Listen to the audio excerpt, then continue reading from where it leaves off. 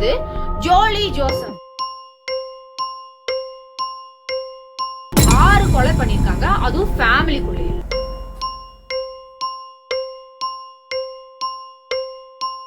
அவங்களுக்குள்ள ஒரு மைண்ட் என்னன்னா, நம்ம வந்து பணக்காரி ஆகணும். இப்போ வந்து அவங்க ஃபேமிலில உள்ள எல்லாருமே வெல் எஜுகேட்டடா தான் இருப்பாங்க. ஒரு சர்ச்சில் அவங்களுக்கு வந்து கல்யாணமும் நடக்கும்.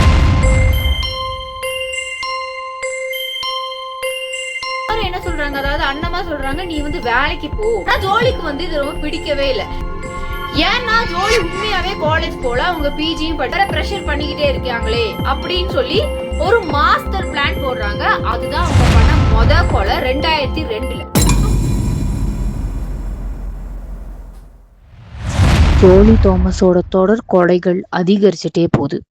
மாமனார் மாமியாருக்கு அடுத்த கட்டமா அவங்க ஹஸ்பண்டையே கொலை பண்றாங்க ஜோலி தோமஸ். அதே போலீஸ் கேட்கும் போது அவர் வந்து ரொம்பவே ஸ்ட்ரெஸ்ல இருந்தாங்க, பிசினஸ் வேற ரொம்பவே லாஸா போச்சு, அதனால ஸ்ட்ரெஸ்ல இருந்தாங்க அப்படின்னு சொல்லியிருக்காங்க. அது மாதிரி மருந்து குடிச்சு சாகிறதுக்காக முடிவு பண்ணிருக்காரு அப்படின்னு சொல்லி இந்த கேஸையும் நார்மலா முடிச்சிட்டாங்க. சோ இந்த நேரத்திலயுமே அந்த அங்கிள் மேத்யூக்கு வந்து டவுட் இன்னும் தீரல. சோ அங்க உள்ள நெய்பர்ஸ் கிட்ட இவளை பத்தி விசாரிச்சு பாக்கலாம் அப்படின்னு சொல்லி விசாரிக்க தொடங்கியிருக்கா. சோ அப்படி விசாரிக்கும் போதுதான் அவங்க வீட்டுக்கு பின்னாடி ஒரு வயசான பாட்டி என்ன சொல்றாங்கன்னா, ஆமா அன்னைக்கு நான் வந்து ஜோலிய பார்த்தேன், வந்து என்கிட்ட இந்த கிணற மூட சொன்னா, இந்த கிணற மூடலன்னா இன்னும் 3 கொலை வந்து நடக்கும் அப்படின்னு சொல்லியிருக்கான்.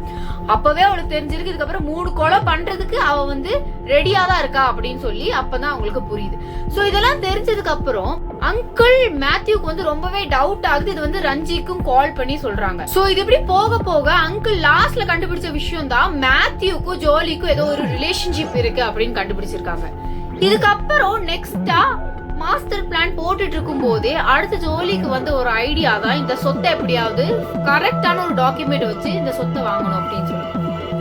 சோ என்ன பண்றாங்கன்னா, ஃபேக் டாக்குமெண்ட் திருப்பி கிரியேட் பண்றாங்க. விட்னஸ் சைன், அப்பா சைன், அம்மா சைன் எல்லாத்தையும் போட்டுட்டாங்க. இத போய் ரஞ்சி கிட்டையும் ரோஜா கிட்டையும் காட்டும் போது அவங்க 2 பேருமே இது எப்படி சாத்தியம், ஏன்னா இதுக்கு முன்னாடி ஒரு ஃபேக் டாக்குமெண்ட் நீங்களா கிரியேட் பண்ணிட்டு வந்து தந்தீங்க, அதை நாங்க நம்பல, அதுக்கு முன்னாடியே எங்க அப்பாவும் இறந்துட்டாங்க, இந்த டாக்குமெண்ட் இப்ப எப்படி வந்துச்சு அப்படின்னு சொல்றாங்க. சோ இதுக்கப்புறம் கோர்ட்ல கேஸும் போடுறாங்க. கேஸ் போடுறதுல வந்து கோர்ட்ல வந்து லாஸ்ட் அவங்க சொன்னது என்னன்னா, இது வந்து ஒரு காமன் சொத்து, இதுக்கு வந்து நீங்க சண்டை போடக்கூடாது, இது எல்லாத்துக்குமே சமம் தான் அப்படின்னு சொல்லியிருக்காங்க. சோ இத கேட்ட உடனே ஜோலிக்கு வந்து ரொம்பவே கோவம் வச்சு, என்னடா அவங்க பிளான் எல்லாமே இப்படி சொதப்புதே அப்படின்னு சொல்லி ரொம்பவே கோவம் வருது. இதுக்கப்புறம் தான் எல்லா விஷயத்தையுமே கண்டுபிடிச்சிட்டு இருக்காரு இந்த அங்கிள். மேத்யூ மட்டும் ஜோலிய வந்து பின்தொடரல, ஜோலியும் இந்த அங்கிள் மேத்யூ என்னெல்லாம் பண்றாங்க அப்படின்னு சொல்லி பாத்துக்கிட்டே தான் இருந்திருக்கான். சோ இவரை வந்து எப்படியாவது முடிக்கணும் அப்படின்னு சொல்லி அடுத்த பிளானும் போடுற மாதிரி ஒரு நாள் ஜோலி வந்து ரஞ்சிக்கு கால் பண்ணி இப்படி சொல்றா, உங்க அங்கிள் மேத்யூ வந்து இறந்து போயிட்டாங்க, எப்படின்னு தெரியல, இப்போ வந்து ஹாஸ்பிட்டல்ல தான் இருக்கேன் அப்படின்னு சொல்றான். உடனே ரஞ்சிக்கு என்ன டவுட்னா, இப்பதான் என்கிட்ட பேசிட்டு வச்சாரே, அவர் எப்படி இறந்துருப்பாங்க அப்படின்னு சொல்லி கேக்குறாங்க. உடனே இவ்வளவு சொல்றா, எனக்கு தெரியல, 2 பேருக்கு முன்னாடி இறந்துட்டாங்க, டக்குன்னு வாங்க அப்படின்னு சொல்லி அந்த கான்வர்சேஷன் அப்படியே முடியும். அப்பவுமே ரஞ்சிக்கு வந்து ஃபுல் டவுட்டுமே இந்த ஜோலி மேல. இப்போ வந்து கரெக்டா இவங்க 4 கொலை பண்ணிருக்காங்க. 2002 இவங்க அத்தையான அண்ணம்மாவையும், 2008 இவங்க மாமாவான டாமையும், 2011 இவங்க ஹஸ்பண்டான ரோயையும், இப்போ 2000 அதாவது இப்போ அந்த அங்கிளை கொண்டாங்கல்ல 2014 இந்த அங்கிளையும் கொலை பண்ணிருக்காங்க. மொத்தமா இவன் 4 கொலை பண்ணிருக்கான். இதுக்கப்புறம் இவ போடுற பிளான் என்னன்னா, இப்போ வந்து அவ கூட ஹஸ்பண்ட்னு யாருமே இல்ல, பினான்சியலா அவளுக்கு ஒரு சப்போர்ட் வேணும், இவளுக்கும் வேலைக்கு போக முடியாது, சோ இதுக்கப்புறம் இன்னும் கொஞ்சம் பைசா வேணும், எப்படியுமே ஒரு பினான்சியல் சப்போர்ட் வேணும் அப்படின்னு யோசிச்சுட்டு இருக்கும் போதுதான் அவங்க ஃபேமிலிலேயே ஒரு பையனையும் பாக்குறான், இந்த டாமோட அண்ணனோட பையன். சோ அந்த டாமோட அண்ணனோட பையனுக்கு வந்து நல்ல ஒரு வேலையும் இருக்கு, நல்ல பைசாவும் கிடைக்கும், வந்து கல்யாணம் பண்ணிக்கிட்டா இவளோட லைஃப் ஹாப்பியா இருக்கும், பினான்சியலா ஒரு சப்போர்ட் கிடைக்கும் அப்படின்னு சொல்லி நெக்ஸ்ட் பிளானும் போடுறோம். சோ இந்த ஆள் பேர் தான் சாஜு. சாஜு வந்து ஆல்ரெடி மேரிட், இவங்களுக்கு வந்து 2 குழந்தைங்களும் இருக்கு.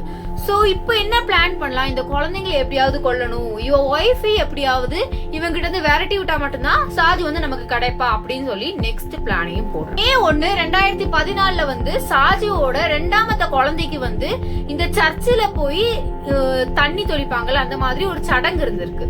சோ அந்த சடங்குக்காக ஜோலியையும் கூப்பிட்டுருக்காங்க. ஜோலி இந்த ஃபங்க்ஷனை வந்து அட்டென்ட் பண்றா. சோ இப்படி வரும்போது இந்த குழந்தைய இங்கேயே வச்சு கொலை பண்ணிடலாம் அப்படின்னு சொல்லி ஒரு பிளான் வருது இவளுக்கு. சோ அந்த குழந்தை கொஞ்சம் நேரம் அழ ஆரம்பிக்கு, குழந்தைக்கு வந்து பால் கொடுக்கணும் அப்படின்னு சொல்லி ஒரு டப்பால பாலும் வாங்கி கொடுக்கறான். கொடுக்கும் போதே அதுலயும் விஷத்தை கலந்து கொடுத்துறான். சைனைடு தான் கலக்குறா. பாலை குடிச்ச உடனே அந்த குழந்தை இறந்தும் போயிருது. இதையுமே அதிகமா இன்வெஸ்டிகேட் பண்ணாமே இந்த கேஸும் முடிக்குது. சோ அதுக்கப்புறம் இந்த சாதுவோட ஒய்ஃப் வந்து ரொம்பவே டிப்ரெஷன்ல போயிடுறாங்க. ஏன்னா அவங்க 2வது குழந்தை வந்து அவங்க கூட இல்ல, அதே மாதிரி இப்படி வந்து இறந்து போயிட்டு அப்படின்னு சொல்லி ரொம்பவே ஸ்ட்ரெஸ் ஆயிட்டாங்க. ஜோலி வந்து அந்த சாஜுவோட ஒய்ஃப் கிட்ட பேச தொடங்குறான். அவங்க 2 பேருமே நல்லா பேசுறாங்க, ஃப்ரெண்ட்ஸ் ஆகுறாங்க. சாஜுவோட ஒய்ஃப் என்ன நினைச்சிட்டா, இவ வந்து உண்மையாவே ரொம்ப நல்ல பொண்ணுதான், நம்ம கிட்ட நல்லாவே பழகுறா அப்படின்னு சொல்லி அவங்க கூடயும் நல்லாவே பேச தொடங்குறாங்க. பழக தொடங்கும் போதுதான் சாஜுவோட ஒய்ஃப் என்ன சொல்றாங்கன்னா, எனக்கு வந்து ரொம்பவே கஷ்டமா இருக்கு, என் குழந்தை இறந்து போனது, அதனால என் முத குழந்தைக்கு வந்து ஒரு தங்கச்சி இல்லைன்னா தம்பி வேணும், அந்த குழந்தை தனியா இருந்துடக்கூடாது அப்படின்னு சொல்லி நெக்ஸ்ட் பேபிக்கு பிளான் பண்றதா ஜோலி கிட்ட. உடனே அந்த நேரத்துல ஜோலிக்கு வந்து ஒரு ஐடியா தான், நான் வந்து உனக்கு ஒரு மாத்திரை தரேன், அந்த மாத்திரையை சாப்பிட்டா ஸ்ட்ரெஸ் டிப்ரெஷன் இல்ல உடனே போயிடும், அந்த மாத்திரை எங்க மாமனாரும் சாப்பிட்டுட்டு இருந்தாங்க அப்படின்னு சொல்லி சொல்றான். இவரோட ஒய்ஃப் ரொம்ப ஹாப்பி ஆயிட்டு, கண்டிப்பா நீ எதுவும் தான், எனக்கு அதெல்லாம் போகணும், குணமாகணும், நான் வந்து திருப்பி என் லைஃப்குள்ள வரணும் அப்படின்னு சொல்லி சாஜோட ஒய்ஃபும் கேட்ட உடனே ஜோலி என்ன பண்றா, இந்த மஷ்ரூம் கேப்சியூல், அதாவது முன்னாடி இந்த டாம் அவங்க மாமனாரை கொலை பண்ண அதே கேப்சியூல இந்த சாஜுவோட ஒய்ஃப்க்கும் கொடுத்து அவளையும் அங்கேயே கொலை பண்றான். சோ இதோட 6 பேரை தொடர்ச்சியா கொலை பண்ணிருக்கா 15 வருஷத்துல. உடனேயே 2017ல சாஜுவ கல்யாணமும் பண்றான். சோ இப்பதான் ரஞ்சிக்கு வந்து ரொம்ப பெரிய டவுட்டே வருது, எப்படி அவங்க ஒய்ஃபு கரெக்டா இறந்து போயிருக்காங்க, குழந்தை ஒண்ணு இறந்து போயிருக்கு, கரெக்டா இவ அடுத்த வருஷமே கல்யாணம் பண்ணிட்டா, இவ என்னமோ பண்றா, இவதான் எல்லாத்துக்கும் காரணம்னு தெரியுது, ஆனா இவங்களுக்கு வந்து ஒரு ஐடியாவுமே இல்ல என்ன பண்ண அப்படின்னு. அப்பதான் ரஞ்சிக்கு வந்து ஒரு ஐடியா வருது, இதை வந்து போலீஸ் கிட்ட கன்வே பண்றா. இவங்க எல்லாத்துக்கும், அதாவது இவங்களோட அண்ணே ரோய், அவங்க அப்பா டாம் எல்லாத்துக்குமே போஸ்ட்மார்ட்டம் திருப்பி பண்ணணும், அவங்க பாடி எடுத்து திருப்பி ரிசர்ச் பண்ணணும் அப்படின்னு சொல்லி போலீஸ் கிட்ட கம்ப்ளைண்ட் கொடுத்திருக்காங்க. உடனே போலீஸ் என்ன பண்றாங்க, முதல்ல வந்து எடுத்த உடனே அதெல்லாம் பண்ண முடியாது அப்படின்னு சொல்லி ஜோலி வந்து வேலை பாக்குற அந்த காலேஜுக்கு போய் அதை பத்தி கேட்டு பார்க்கலாம், அவளோட ஒப்பீனியன், அவ அங்க எப்படி எல்லாம் நடந்துக்கிறா அப்படின்னு கேட்டு பார்க்கலாம் அப்படின்னு சொல்லி போலீஸ் எல்லாரும் ஜோலியோட காலேஜுக்கு போறாங்க. ஜோலியோட காலேஜுக்கு போனா அங்க பிரின்சிபல் என்ன சொல்றாங்கன்னா, இப்படி ஒரு டீச்சர் எங்க காலேஜுக்கு இதுவரை வந்ததே இல்ல, கெஸ்ட் லெக்சரரா இவங்க வந்து இருந்ததே இல்ல அப்படின்னு சொல்றாங்க. உடனே போலீஸ் இந்த போட்டோ எல்லாம் காணிச்சு, இந்த பொண்ணு இருக்கா ஒழுங்கா சொல்லுங்க அப்படின்னு சொன்னதுக்கு அப்புறம், நல்லா யோசிச்சு சொல்லுங்க அப்படின்னு சொன்னதுக்கு அப்புறம், இந்த மாதிரி கெஸ்ட் லெக்சரர் எங்க காலேஜ்ல இதுவரை வந்ததே இல்ல, நீங்க வந்து தப்பா வேற யாரையும் நினைச்சிட்டு இந்த காலேஜுக்கு வந்திருக்கீங்க அப்படின்னு சொல்லி பிரின்சிபலும் சொல்லியிருக்காங்க.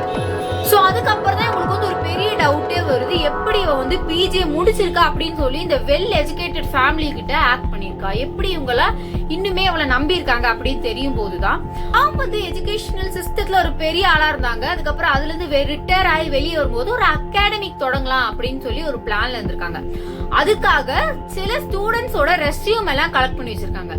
அந்த ஸ்டூடெண்ட்ஸ் ரெஸ்யூம்ல இருந்து ஒரு ரெஸ்யூமை எடுத்து பேரையும் போட்டோவையும் மட்டும் மாத்திட்டு ஜோலி வந்து வச்சிருக்காங்க. இதுக்கப்புறம் தான் அவங்க ஃபேமிலிக்குமே எந்த ஒரு டவுட்டும் வரல. இதெல்லாம் போலீஸ் கண்டுபிடிச்சதுக்கு அப்புறம் 2019ல வந்து ஜோலிய வந்து அரெஸ்டும் பண்றாங்க. அதே மாதிரி கேரளால அதான் தடவை 6 பாடிய ஒரே நேரத்துல வந்து போஸ்ட்மார்ட்டத்துக்கு வந்து எடுத்திருக்காங்க. சோ இப்படி போஸ்ட்மார்ட்டம் எல்லாம் முடிச்சதுக்கு அப்புறம் எல்லார் பாடியில இருந்து கலெக்ட் பண்ண சாம்பிள்ஸ் வச்சு கண்டுபிடிக்கும் போதுதான் அது வந்து சைனைட் அப்படின்னு ஒரு பாய்சன் கண்டுபிடிக்கிறாங்க. இந்த மாதிரி சைனைட் வந்து கோல்டு விக்கிற கடையில மட்டும் தான் இருக்கும். சோ அதை கிளீன் பண்றதுக்கு மட்டும் உள்ளதுதான். இவங்களுக்கு வந்து, அதாவது ஜோலிக்கு வந்து இது எப்படி கிடைச்சிச்சு அப்படின்னு சொல்லி போலீஸ் இன்வெஸ்டிகேட் பண்ணும் போதுதான் தெரிஞ்சிருக்கு, இந்த மேத்யூ மூலமா தான் இந்த சைனைட் வந்து ஜோலி கைக்கு கிடைச்சிருக்கு. சோ இதுக்காக தான் மேத்யூ கூட கனெக்ஷனா இருந்திருக்கா ஜோலி. இப்படி இடைக்கிடைக்கு தேவைப்படும் போதெல்லாம் சைனைட் வந்து மேத்யூ வந்து கொடுத்திருக்கா. சோ இத வாங்கிதான் அவங்க மாமனார் மாமியார் இப்படி எல்லாத்தையுமே கொலை பண்ணிருக்கா இந்த ஜோலி. அப்புறம் வந்து அவங்க மாட்டிக்கிட்டா, ஏன்னா எல்லார் பாடியிலயுமே அந்த சைனைட் வந்து கலந்து இருக்கு. இது எல்லாமே பிளான் பண்ணி பண்ணது ஜோலிதான் அப்படின்னு இந்த இன்வெஸ்டிகேஷன்ல கண்டுபிடிச்சிட்டாங்க. 2019 அக்டோபர் மாசம் தான் இந்த ஜோலியை வந்து அரெஸ்ட் பண்றாங்க. இப்ப வந்து அவங்க கோழிக்கோடு ஜெயில தான் இருக்காங்க. சோ இவ்வளவு வருஷம், அதாவது இந்த 15 வருஷத்துல 6 கொலை பண்ணிருக்காங்க. இவங்க மேல எப்படி டவுட்டா இருக்கு அப்படின்னு சொல்லி போலீஸ் கிட்ட என்கொயரிக்கு போலனா 6 கொலைக்கு மேலேயே நடந்திருக்கும். ஜோலியை பத்தி உங்களுக்குள்ள ஒப்பீனியன் கமெண்ட் செக்ஷன்ல போடுங்க. இந்த மாதிரி கிரைம் ரிலேட்டட் வீடியோக்கு நம்ம சேனலை சப்ஸ்கிரைப் பண்ணுங்க. தேங்க்யூ.